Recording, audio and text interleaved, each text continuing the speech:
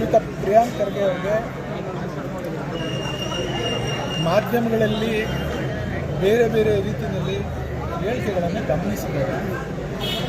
ನಾನು ಹೇಳೋದು ಇಷ್ಟ, ಏನದು ಇವತ್ತೇನು ಹುಟ್ಟಿಲ್ಲ, 100 ವರ್ಷ ಆಗಲಿ 101ನೇ ವರ್ಷ ಕಾಲಿಟ್ಟು ಇವತ್ತು ಆ ಸಂಘಟನೆನ ನಾನೆಲ್ಲೋ ಕಾಲಲ್ಲಿ ಹೊಸ್ಕಾಕ್ಬಿಡ್ತೀನಿ ಅಂತ ಅಂದರೆ ಅದು ಅವ್ರ ಭ್ರಮೆ. ಸೊ ಅವರು ವಿಚಾರವಂತರು, ದೊಡ್ಡ ಮನೆ ತಂದವರು, ಭಾಳ ಹತ್ತಿರದಿಂದ ರಾಜಕಾರಣವನ್ನು ನೋಡ್ಕೊಂಡ್ಬಂದಿರೋರು, ಅಧಿಕಾರವನ್ನು ನೋಡ್ಕೊಂಡ್ಬಂದಿರೋರು. ಏನಾದರೂ ಹೇಳಿಕೆ ಕೊಡಬೇಕಾದ್ರೆ ಒಂದು ವಿವೇಚನೆ ಇಟ್ಕೊಂಡು ಹೇಳಿಕೆ ಕೊಡಬೇಕು. ಸುಮ್ಮನೆ ಏನೋ ಮೈಲೇಜ್ ಸಿಗುತ್ತೆ ಅಂತೇಳಿ ಹೇಳಿಕೆ ಕೊಟ್ಟು ಮೈಲೇಜ್ಗೋಸ್ಕರ ಅವರು ಪ್ರಚಾರಕ್ಕೋಸ್ಕರ ಮಾಡೋದಾದರೆ ನಾಳೆ ಇನ್ನೂ ಒಳ್ಳೆ ಸಬ್ಜೆಕ್ಟ್ ಅವ್ರ ತಲೆಗೆ ಬರ್ಬೋದು. ಅವಾಗ ಬಂದಂಥ ಸಂದರ್ಭದಲ್ಲಿ ಇದನ್ನು ಅಗ್ರವಾಗಿ ತಗೊಳ್ಳುವಂಥ ಕೆಲಸ ಆಗ್ಬಿಡ್ತದೆ.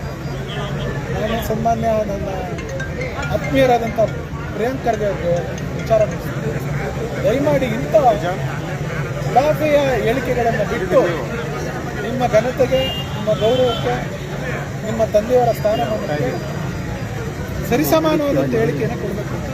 ಶ್ರೀಯುತ ಪ್ರಿಯಾಂಕ್ ಖರ್ಗೆ ಅವರಿಗೆ ಮಾಧ್ಯಮಗಳಲ್ಲಿ ಬೇರೆ ಬೇರೆ ರೀತಿಯಲ್ಲಿ ಹೇಳಿಕೆಗಳನ್ನು ಗಮನಿಸಿದ್ದಾರೆ. ನಾನು ಹೇಳೋದು ಇಷ್ಟ, ಏನದು ಇವತ್ತೇನು ಹುಟ್ಟಿಲ್ಲ, 100 ವರ್ಷ ಆಗಲಿ 101ನೇ ವರ್ಷ ಕಾಲಿಟ್ಟು ಇವತ್ತು ಆ ಸಂಘಟನೆನ ನಾನೆಲ್ಲೋ ಕಾಲಲ್ಲಿ ಹೊಸ್ಕಾಕ್ಬಿಡ್ತೀನಿ ಅಂತ ಅಂದರೆ ಅದು ಅವ್ರ ಭ್ರಮೆ.